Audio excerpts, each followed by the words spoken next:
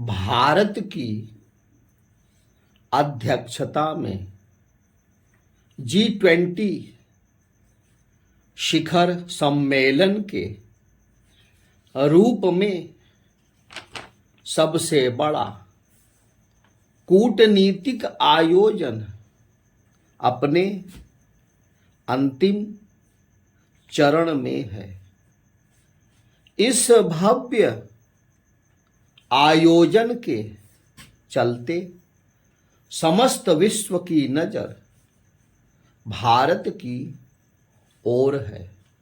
भारत ने G20 शिखर सम्मेलन की अध्यक्षता हासिल करने के बाद जिस तरह देश के विभिन्न हिस्सों में अनेक विषयों पर तमाम बैठकें आयोजित की, उनसे यही प्रकट हुआ कि वह सबको साथ लेकर वैश्विक समस्याओं का समाधान करने के लिए प्रतिबद्ध हैं। इसीलिए उसने G20 शिखर सम्मेलन की थीम वसुधैव कुटुंबकम रखी और एक पृथ्वी, एक कुटुंब, एक भविष्य को आदर्श वाक्य बनाया। इसके माध्यम से उसने यही संदेश दिया कि वह विश्व कल्याण के लिए तत्पर है। G20 शिखर सम्मेलन के पहले जो अनेक बैठकें हुई, उनसे भारत विश्व को अपनी सांस्कृतिक विरासत और विविधता से परिचित कराने में सफल रहा।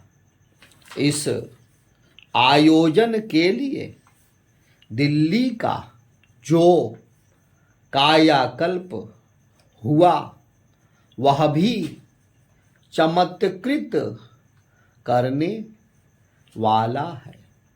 G20 शिखर सम्मेलन जिस स्थल यानी भारत मंडपम में हो रहा है, वहाँ भी भारत की सांस्कृतिक छटा का भव्य प्रदर्शन हो रहा है।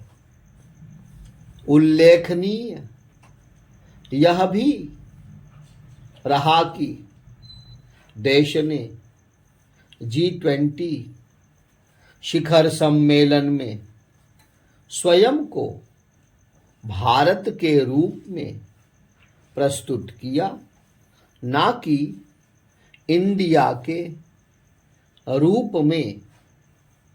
ना केवल राष्ट्रपति निमंत्रण पत्र में भारत शब्द का उपयोग हुआ, बल्कि प्रधानमंत्री नरेंद्र मोदी के सामने रखी पट्टिका में भी इससे दुनिया को यही बताया गया कि इस देश की सांस्कृतिक पहचान भारत के रूप में भी है और वह एक प्राचीन एवं समृद्ध विरासत का प्रतिनिधि है। विपक्ष ने इस मामले में नुक्ताचीनी कर अपनी मुश्किल बढ़ाने का ही काम किया। G20 शिखर सम्मेलन में इस समूह के सभी देशों के नेताओं के अतिरिक्त 1 दर्जन से अधिक अंतर्राष्ट्रीय संस्थाओं के प्रमुख भी हिस्सा ले रहे हैं। भारत ने इस सम्मेलन में 9 मित्र देशों को मेहमान के रूप में आमंत्रित किया है।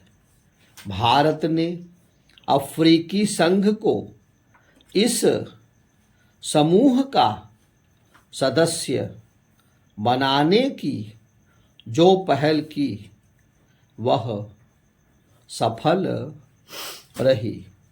अफ्रीकी देशों के इस संगठन को G20 का सदस्य बनाने में भारत को जो सफलता मिली उससे वह अंतर्राष्ट्रीय मामलों में इन देशों का समर्थन हासिल करने और वहाँ अपना प्रभाव बढ़ाने में सफल होगा।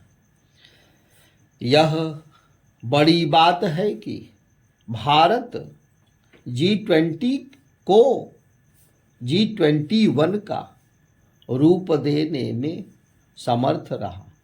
भारत ने ग्लोबल साउथ यानी एशिया, अफ्रीका और लैटिन अमेरिका के विकासशील देशों के हितों का भी ध्यान रखने का मुद्दा उठाकर यह स्पष्ट किया कि वह वैश्विक व्यवस्था में सभी के